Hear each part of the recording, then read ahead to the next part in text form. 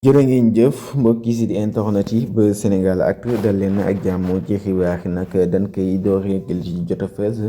affaire Ousmane Sonko ba tey nag élection présidentielle 2024 Bassirou Diomaye Faye mi nga xamante ne nag instant bii nag war a bindu ci fi nga xam si nag moom moo di feenee ci li nga xam moom moo di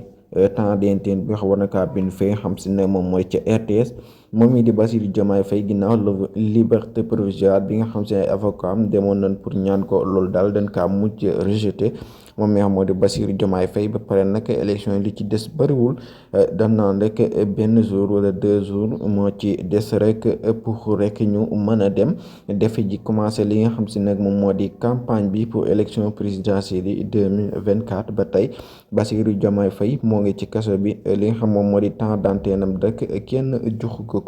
mi nga xam si nag moo di Bassirou Diomaye Faye ndax dañ kaa war a libérer comme li nga xam moo di candidat yëpp mu def li nga xam si nag moom moo di campagne am